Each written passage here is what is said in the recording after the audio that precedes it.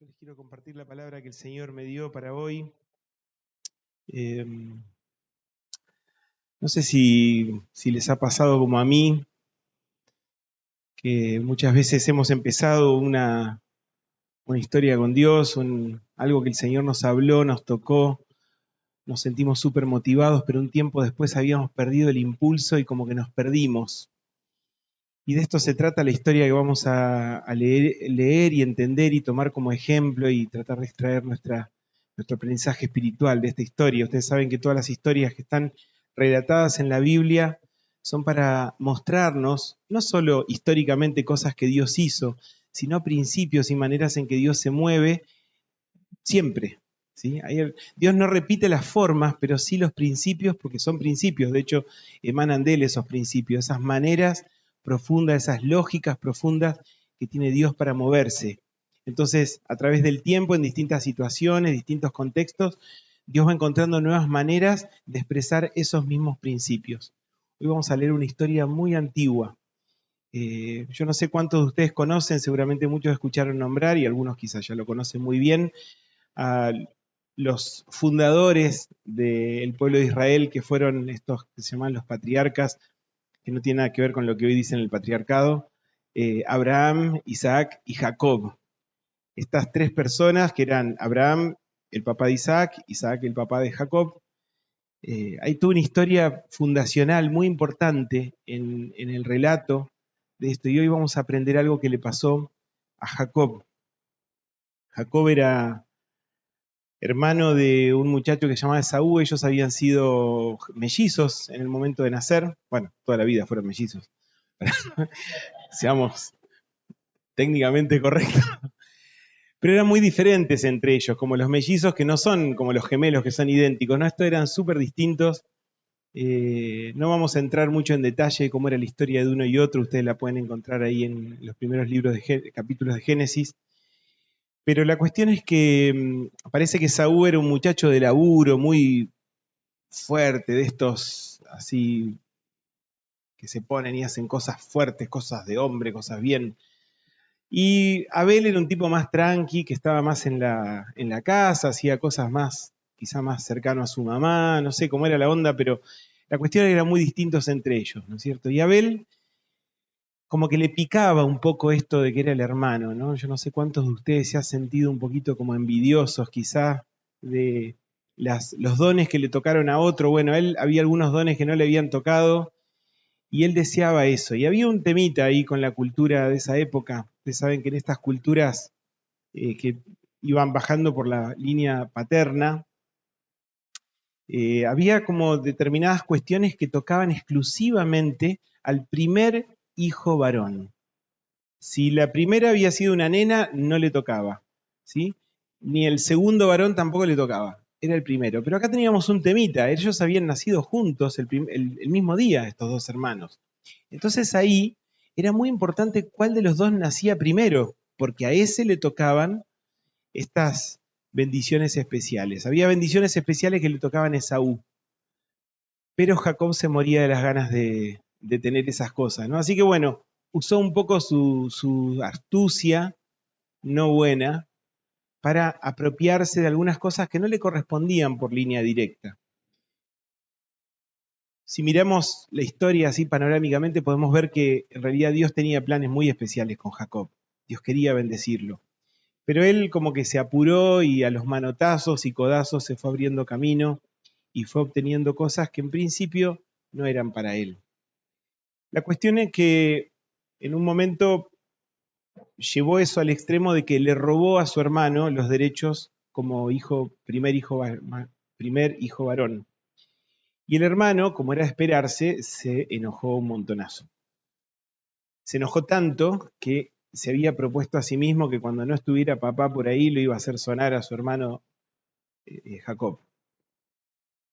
La cuestión es que la mamá, como todas las mamás que siempre están ahí queriendo como acomodar las cosas y que haya armonía en la familia, eh, trata de salvar a su hijo Jacob porque sabe que Esaú es bravo y que si se le vuelan los patos puede hacer cualquier macana.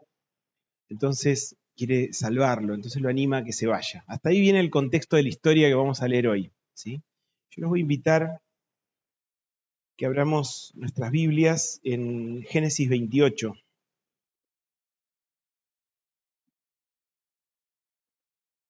Génesis capítulo 28. Acuérdense lo que les conté hasta recién. Esaú, súper enojado con su hermano, decidido a hacerlo sonar en cuanto tenga la oportunidad. Entonces la madre interviene para que se vaya, ¿no? Entonces le dice a Jacob que se vaya a un lugar súper lejos que era ahí, que era de donde venía ella, la mamá de Jacob, donde estaba la familia de ella, y lo manda para allá a la casa de un tío. Entonces dice en el versículo 10, Jacob partió de Beerseba y se encaminó hacia Harán. Yo lo estoy leyendo en la NBI, para los que tienen la misma les es más fácil. Cuando llegó a cierto lugar se detuvo para pasar la noche porque ya estaba anocheciendo. Tomó una piedra, la usó como almohada y se acostó a dormir en ese lugar. Allí soñó que había una escalera apoyada en la tierra y cuyo extremo superior llegaba hasta el cielo. Por ella subían y bajaban los ángeles de Dios. En el sueño, el Señor estaba de pie junto a él y le decía, yo soy el Señor, el Dios de tu abuelo Abraham y de tu padre Isaac. A ti y a tu descendencia les daré la tierra sobre la que estás acostado. Tu descendencia será tan numerosa como el polvo de la tierra. Te extenderás de norte a sur y de oriente a occidente. Y todas las familias de la tierra serán bendecidas por medio de ti y de tu descendencia. Yo estoy contigo, te protegeré por donde quiera que vayas y te traeré de vuelta a esta tierra. No te abandonaré hasta cumplir con todo lo que te he prometido. Vamos a seguir leyendo en un momento más, pero Jacob él sabía del Dios de su papá. No sé cómo era la onda con la mamá, pero del Dios de su papá era bastante claro. Su padre había orado y lo había bendecido y lo había encomendado a Dios. Él conocía, de cierta manera, al Dios de su papá. Ahora no sé bien qué conexión tenía él con el Dios de papá. Pero la cuestión es que en este momento en que el muchacho este que se había mandado de las suyas y estaba escapando para que no lo maten, estaba yéndose a un lugar súper lejos de ahí, tenía un viaje muy largo por delante, seguramente su corazón estaba lleno de preocupación, de ansiedad, de miedo por lo que le podía pasar. Si hoy puede pasar cualquier cosa en una ruta, imagínense en aquella época. Él no sabía cómo iba a ser su vida a continuación, solo sabía que quería salvar el pellejo y estaba haciendo lo que consideraba. Entonces Dios, el Dios a quien él apenas conocía de oídas quizá, se le presenta de noche y le dice, hola, yo soy el Dios de tu papá, ese que vos escuchaste a tu papá que oraba, bueno, yo soy el que escuchó esa oración y vengo a decirte esto. Entonces le remarca cosas que son súper importantes y vemos después la historia de todo lo que pasó con el pueblo de Israel y la llegada de Jesús a través del pueblo de Israel. Entendemos todo lo que Dios le dijo en ese sueño a Jacob. Dice en el versículo 16, al despertar Jacob de su sueño pensó, en realidad el Señor está en este lugar y yo no me había dado cuenta. Y con mucho temor añadió, qué asombroso es este lugar, es nada menos que la casa de Dios, es la puerta del cielo, como si Dios tuviera un lugar físico concreto, ¿no? Como hoy que se habla de portales y todas esas cosas, como si hubiera un portal al otro mundo justo que estaba ahí. Dios encuentra lugares donde moverse, cada lugar donde hay un corazón abierto, ¿no? Pero él todavía no lo sabía esto.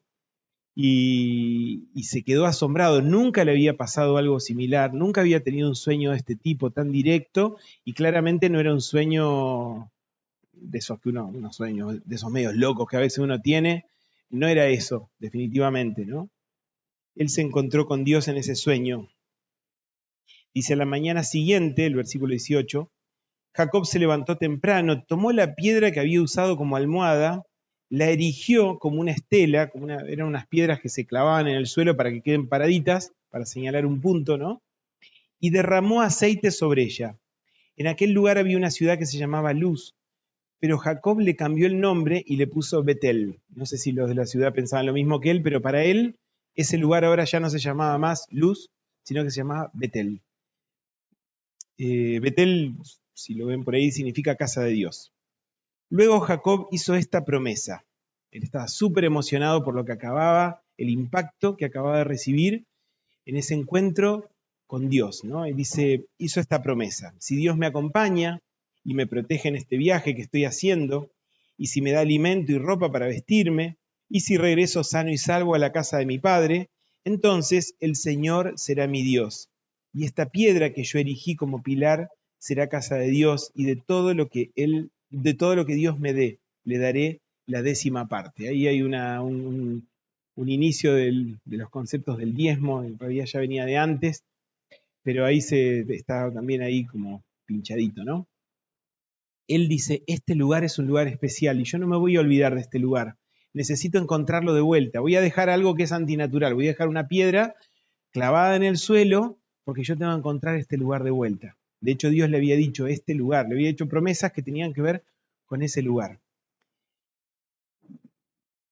Un poco egoísta, si se quiere, la oración de este muchacho, porque dice, si Dios si me ayuda, si le pone un montón de pruebas a Dios. Bueno, Dios, a ver, entendí que estás ahí. Ahora, si haces todo lo que yo necesito, entonces te voy a considerar mi Dios y te voy a respetar y te voy a dar mis diezmos y todo eso. Es bastante parecido a muchas oraciones que podemos hacer nosotros también, ¿no? No lo hacemos exactamente en estos términos, pero no está muy lejos. Le pedimos un montón de cosas a Dios y medio como que lo ponemos a prueba.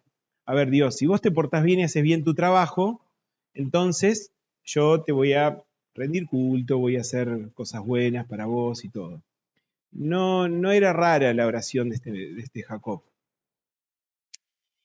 Y ahí queda la cosa. Él después, en los capítulos siguientes, vemos que siguió su viaje, llegó al lugar donde iba. Ahí llegó a la casa de un tío, un hermano de su mamá creo que era, y ahí conoció una chica muy bonita, una hija de su tío. En esa época era como, no era como se buscaba, digamos, que las familias no se desparramen ni se mezclen demasiado, no era raro que se casaran entre primos. Entonces, bueno, él encontró una prima que estaba muy bonita y quiso casarse con ella. Bueno, y empezaron toda una serie de vicisitudes que no vamos a venir al caso ahora. Él quería tener una esposa, resulta que de golpe tenía dos. No era el plan, pero ahí estaba la segunda esposa también. Tuvo hijos con sus dos esposas, muy a la manera oriental. No son reglas comunes para nosotros, pero para ellos sí.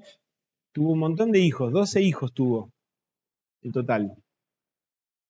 Entre sus dos esposas, más dos concubinas más. Bueno, se armó un familión este muchacho. En unos 14, 15 años más o menos se armó un familión. ¿Qué pasó en todo ese tiempo entre él y Dios? ¿Saben que no dice nada la palabra? ¿Qué pasó con el sueño? ¿Qué pasó con la promesa?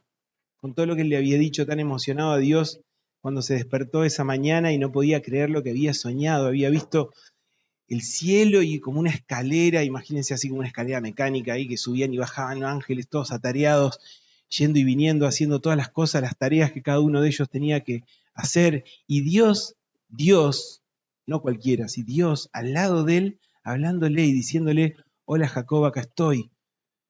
¿Qué pasó con todo eso? Quedó como un antecedente, algo ahí flotando. Él se dedicó a otra cosa. Él se dedicó a hacer su vida, a construir un hogar, complicado su hogar, pero bueno, no todos tienen hogares tan simples. El de él le tocó medio complicado. Y así fue su vida en esos años. Y a mí me hacía pensar mucho en esto, ¿no? Muchos hemos tenido esos encuentros así increíbles con Dios en algún momento de nuestra vida. Y después como que pasó, se bajó la espumita de ese encuentro y quedó como medio como un recuerdo. No nos olvidamos, no se nos borró la memoria, no nos olvidamos de eso. Pero tampoco nos marca la vida demasiado. Después vamos a ver qué poco le había marcado la vida a Jacob eso. Cuando pasaron más o menos 15 años, él ya había formado ese familión en esos años, y él decide que es tiempo de irse de la casa de su suegro. Sale de viaje y ahí se encuentra, no vamos a leer esta parte, si alguno después lo quiere leer en su casa, está en el capítulo 32, se relata que Jacob se entera cuando sale del lugar que su hermano, ¿se acuerdan el hermano? El que lo quería pasar para el otro lado, quiere encontrarse con él. Y como dice en otra parte de la Biblia, el mal que me temía, ese me sobrevino. Era justo lo que él no quería que ocurriera y su hermano lo está buscando. Bueno, empieza todo un dispositivo él para protegerse del hermano, para protegerse así, para proteger toda su familia. En esa noche, antes de encontrarse con su hermano, él tiene otra vez un encuentro con Dios. Y es un encuentro muy raro, muy al estilo de las historias que no se terminan de entender muy claramente en la Biblia. Él tuvo un encuentro con Dios, dice ahí en el capítulo 32, si quieren leer los versículos 22 y los que siguen. Tuvo un encuentro con Dios, pero no fue un encuentro tipo, hola, ¿cómo andás? ¿Te acordás de mí? Sí, ¿cuánto tiempo que pasó? ¿Cómo creciste? ¿Estás más viejo? ¿Estás más gordo? No, se encuentran y luchan. Eso es lo que cuenta la Biblia. Pero no es que luchan a trompadas porque se quieren reventar uno al otro. Es como una disputa en la que él le dice a Dios, de alguna forma él sabe quién es esa persona que está ahí adelante, con él luchando, dice, no te dejaré hasta que me bendigas. Él está buscando, él está ansioso, se dan cuenta, es muy posible que cuando se despierta la mañana siguiente llegue su hermano y lo mate. Y puede ser que también su hermano venga tan enojado porque le dicen que viene con 400 personas, con 400 hombres, seguramente armados, se imagina él. Dice, acá nos van a pasar por cuchillo a todos, acá no va a quedar nada. Él está realmente preocupado y en esa preocupación se encuentra con Dios. No es raro, ¿no? Que busque y que se encuentre con Dios y que tenga una seria conversación con Dios cuando las papas queman. Todos tenemos buenas conversaciones con Dios cuando las papas queman. No sé si pedimos o decimos las cosas correctas en ese momento, porque la angustia a veces nos aprieta de tal manera que podemos llegar a pedir cosas bastante raras, o bastante lógicas, no sé, depende del punto de vista. Él está desesperado y se encuentra con Dios y dice, yo quiero que me bendigas. Y Dios lo bendice. Lo bendice de una forma un poco rara. Le dice dice la palabra que le dio, no sé, un golpe, un manotazo, no sé qué, en alguna parte del muslo. Se le dislocó ahí, se cayó al suelo Jacob. Bueno, listo, fin de la lucha. Ya se sabe quién ganó la pelea, ganó Dios. Y ese fue el otro encuentro. Después de 15 años más o menos, se encuentra con Dios de esta forma. Que es raro, ¿no? Es raro. No terminamos de entender con nuestra mirada de hoy, tantos siglos después, no nos queda muy claro cómo pueden haber sido los detalles de ese encuentro, pero sabemos que algo pasó. Después se encontró con su hermano, fue todo bien. Para que no se queden con dudas, no lo mataron a Jacob ahí, no, siguió adelante, fue un buen encuentro de reconciliación con su hermano, la bendición de Dios estuvo realmente ahí y ocurrió. Pero ahora vamos al punto al que yo quería llegar. Un tiempo después,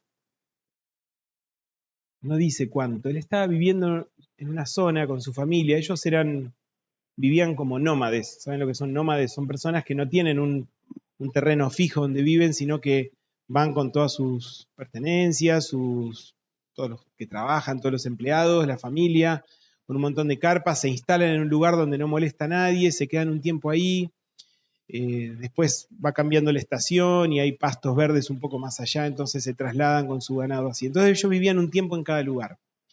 Estaban viviendo en un lugar donde habían tenido unos problemas con los vecinos muy, muy, muy importantes, al punto que sus vidas ya empezaban a correr peligro en ese lugar. Entonces, milagrosamente, Jacob dijo, me parece que es tiempo de irnos de acá. Pero vamos a ir ahora entonces sí al capítulo 35, Génesis 35.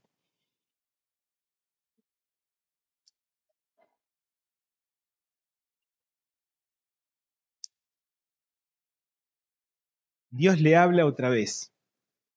Yo no sé cómo era la relación de él, pero la cosa es que el tipo se da cuenta cuando Dios le hablaba. Y dice en el capítulo 35, en el versículo 1, Dios le dijo a Jacob, ponte en marcha y vete a vivir a Betel.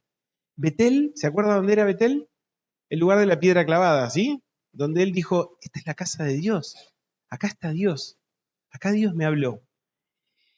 Ponte en marcha, vete a vivir a Betel, erige allí un altar al Dios que se te apareció cuando escapabas de tu hermano Esaú. Dios no se había olvidado, ni Jacob tampoco, cuál era la circunstancia en la cual le había hablado en ese lugar. Y acá empieza lo que para mí fue sorprendente y me hizo bien. A veces todos nos pasa que nos alejamos de Dios y no, a veces es un alejamiento absoluto, a veces es un alejamiento más tranqui, que no se nota tanto, quizá nadie se da cuenta, pero nosotros en nuestro corazón sabemos que ya las cosas no son como antes, que no hablamos de la misma manera con Dios, que nuestra relación con Él está más como fría y política y no pasan las mismas cosas y no tenemos ese deseo de estar con Él. Bueno, a este muchacho le pasó algo así, solo que se le escaparon como 15, 16, 17 años en el medio, fue bastante tiempo, ¿no? Pero de golpe, él sabía que se tenía que ir del lugar donde estaba, se podría haber ido a cualquier otra parte, pero de pronto Dios le habla y le dice, ya sé cuál es tu próxima parada, es tiempo de volver. Pero está bueno para allá porque me dijeron que hay re buenos campos por aquel lado. No, es tiempo de volver, tenés que volver a ese lugar donde yo te hablé, le dice Dios. Y él entiende perfectamente de qué se trata este mensaje de Dios. Él sabe. Eso nos pasa cuando Dios nos habla, ¿no? A veces pueden ser muchas palabras, una explicación muy florida, y a veces puede ser algo tan sutil, pero en el fondo, en nuestro corazón, sabemos. Y Él sabe cómo viene la cosa. Dios le dice, es hora de volver. Él entiende que es algo espiritual. Fíjense lo que dice en el versículo 2. Entonces Jacob dijo a su familia y a quienes lo acompañaban, desháganse de todos los dioses extraños que tengan con ustedes, purifíquense y cámbiense de ropa. Vamos a Betel. Allí construiré un altar al Dios que me socorrió cuando estaba yo en peligro y que me ha acompañado en mi camino. La familia que había formado Jacob en esos años era una familia que no conocía a Dios. Tenían otros dioses, tenían otras costumbres, quizá las del lugar donde ellos habían vivido todos esos años, los de la familia en la cual se habían movido en todo ese tiempo. No conocían a Dios ellos. Y no era raro, porque en realidad cuando nuestra relación con Dios es media flojita, lo que transmitimos a nuestra familia también es medio flojito. Con esto no puedo trazar una regla. No es que si nuestros hijos, para los que tenemos hijos, si nuestros hijos tienen una relación flojita con Dios es por culpa nuestra que tenemos una relación flojita. No. No puedo decir esto.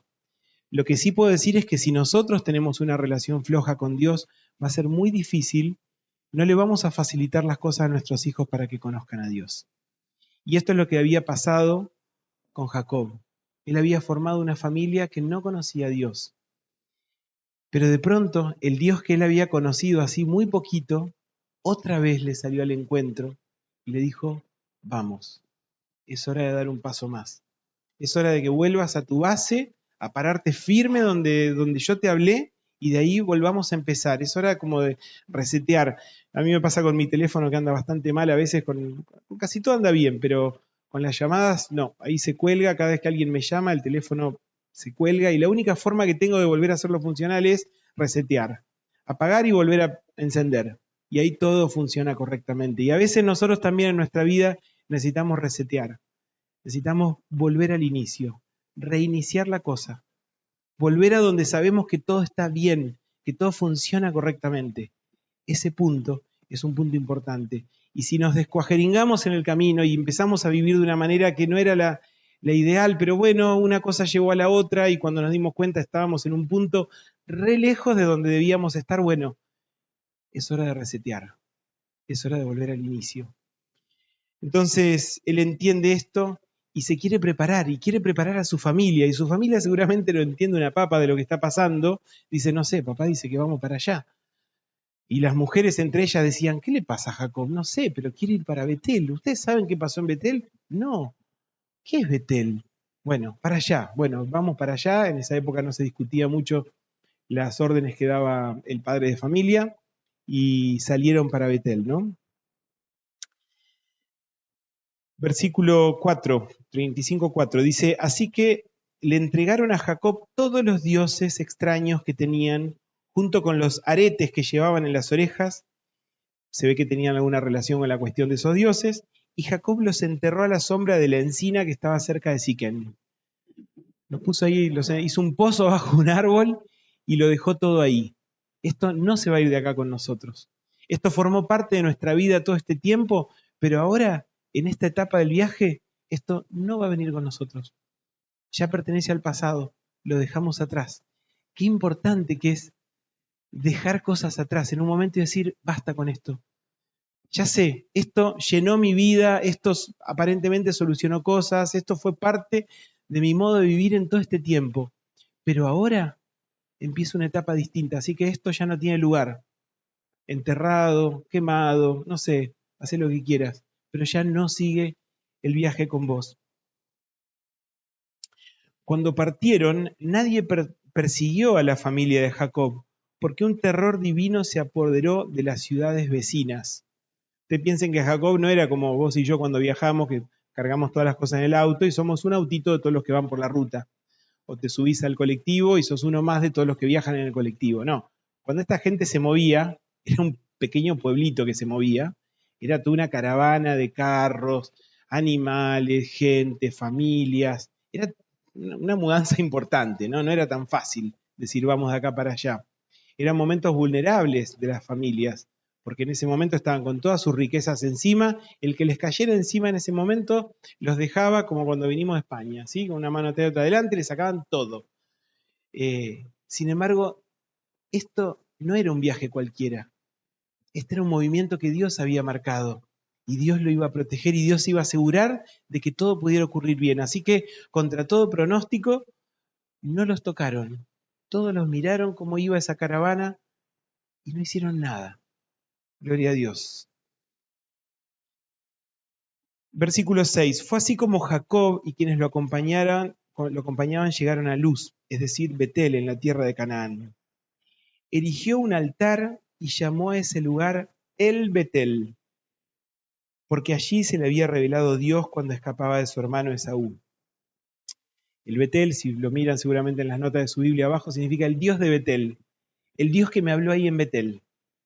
Este lugar era un lugar de Dios para él, y se merecía que hubiera un altar. Su familia, sus padres, Abraham, Isaac, habían hecho una larga historia de caminatas, viajes, y en el lugar donde llegaban hacían un altar. La verdad que no me acuerdo, no lo miré con tanta atención, pero en todo el tiempo que él estuvo viviendo ahí en Harán, que era donde formó toda su familia, me parece que no se mencionan altares, no me acuerdo, capaz que sí, pero no recuerdo que se mencionen altares. No había hecho altares a Dios. No había lugares de adoración, lugares de encuentro con Dios. Su cabeza estaba puesta en otras cosas. Tenía mucho trabajo con su familia, las ovejas, las cabras, todo lo que tenía, el ganado que tenía que generar para tener riqueza, porque había que cuidar a la familia, había que darle un buen sustento, así que había que trabajar mucho para esto, pero no había altares. De pronto acá, por indicación de Dios, o sea, no fue una gran ocurrencia de él en principio, pero él levantó un altar. Qué importante que es, ¿no? Poder levantar otra vez ese lugar de encuentro con Dios. Ese lugar que no tiene otra función. No es que, bueno, lo usás de despensa para guardar cosas y también lo usás para orar. No, es un lugar exclusivo. Y no me estoy refiriendo a un lugar físico dentro de la casa, quizá lo puedas tener, no está mal. Los que vieron la película esa, Cuarto de Guerra, seguramente vieron de la viejita que tenía su rinconcito de oración, ¿no es cierto? Y era su lugar de batalla para orar y para estar con Dios. A pesar de que todo se complicara, ella sabía que ahí, cuando ella se metía ahí, era poderosa en ese lugar, ¿no? Si no la vieron, la peli esa es vieja ya, pero vale la pena verla. Jacob no había tenido altar, no había tenido un lugar de encuentro con Dios, y ahora era tiempo de tener ese lugar. Un punto de encuentro, un lugar con un momento, un lugar o momento que está santificado y es exclusivamente para Dios.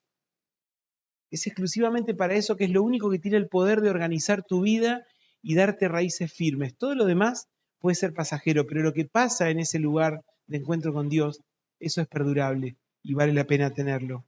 y es un sacrificio personal. El altar es un sacrificio personal. En el altar no se prendían sahumerios, se mataban animales y se ponían ahí. En una cultura donde la riqueza se medía en animales, poner animales era sacrificar riqueza. Y no estoy hablando de la plata, estoy hablando de todo lo que es valioso para vos, de lo que te da esa seguridad, de lo que te da esa sensación de que tengo.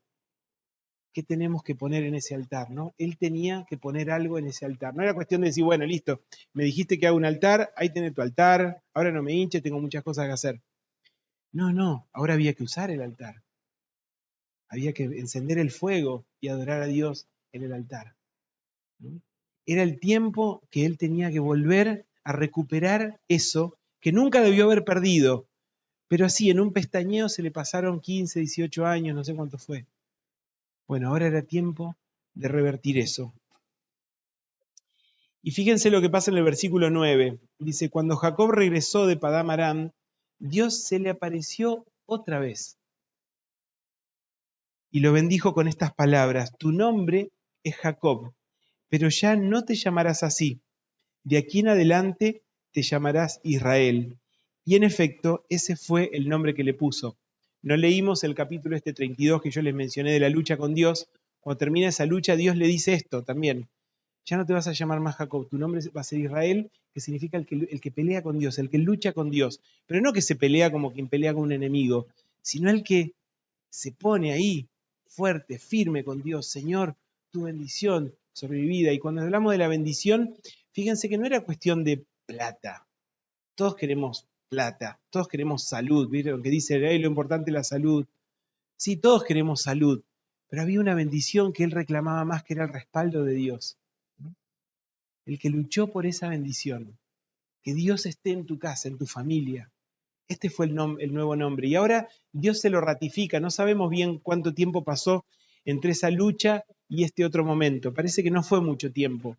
Pero Dios le dice, ¿te acordás que te dije? Tu nombre iba a ser ahora Israel, el que pelea con Dios. Bueno, olvídate de Jacob.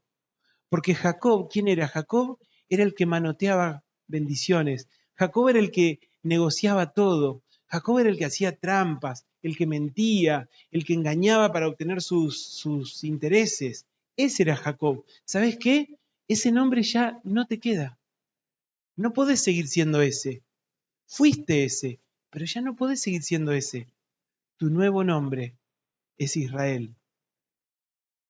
Tu nuevo nombre es el que pelea con Dios para obtener esa bendición y ese respaldo genuino, profundo de Dios que te va a impulsar para todo lo que viene. Este era el nuevo nombre y Dios se lo recuerda. Y sigue diciendo, versículo 11, luego Dios añadió, yo soy el Dios Todopoderoso. Sé fecundo y multiplícate, de ti nacerá una nación y una comunidad de naciones, y habrá reyes entre tus vástagos. La tierra que le di a Abraham y a Isaac te la doy a ti, también a tus descendientes. Y Dios se alejó del lugar donde había hablado con Jacob. ¿Qué hizo Jacob? Erigió una estela de piedra. O sea, dijo, sí, vamos a marcar este lugar. ¿Era importante o no esa piedra clavada en el suelo? Los que pasaban decían, mira vos qué raro, una piedra. Mirá, el lugar está volcada en el suelo, está pinchada. Alguien se tomó el trabajo de hacer un pocito y sembrarla ahí la piedra. Para Jacob no era una piedra más que decorativa. Como uno ve a veces las piedritas, vieron que ahora está la moda esa de hacer las pircas, las montañitas de piedra, algo simpático. Eso recordaba un lugar donde Dios le había hablado. Gracias a esa piedra seguramente le encontró otra vez el lugar. Y ahora añadió una piedra más. Había pasado algo más con Dios. ¿Y saben qué? Israel, porque ahora se llamaba Israel, no volvió a ser el mismo. Todos los años que pasaron con su familia flojita en Dios, no fue fácil revertirlo seguramente. Si vemos las demás cosas que pasaron con la familia de él y sus 12 hijos, algunos bastante revoltosos, no fue fácil que esos muchachos ahora acepten al Dios de papá. Pero algunos de sus hijos lo hicieron. Él tuvo un hijo que se llamó José, que para los que conocen la Biblia, en un momento le pasaron cosas tremendísimas a José. Y José supo quién era el Dios que estaba atrás de las cosas que le pasaban. Y supo que él podía hablar con ese Dios y ese Dios lo escuchaba. O sea, algo de la relación que había recuperado Jacob barra Israel, con Dios, algo se transmitió a sus hijos. Algunas cosas buenas pasaron. De esa familia, de esos 12 hijos, se transformaron en 12 familias poderosas, que fueron 12 tribus, y después viene todo el resto de la historia de Israel, del pueblo de Israel. Por eso se llama el pueblo de Israel, es el pueblo que desciende de este hombre. A mí me llamó mucho la atención este reencuentro con Dios. Dios preparó el encuentro. Dios preparó el momento. Dios le dio las indicaciones y le dijo a Jacob, vamos viejo, levántate. Diste 1000 vueltas, hiciste de todo, mirá el familión que tenés, bien ahí por vos. Pero es hora de volver.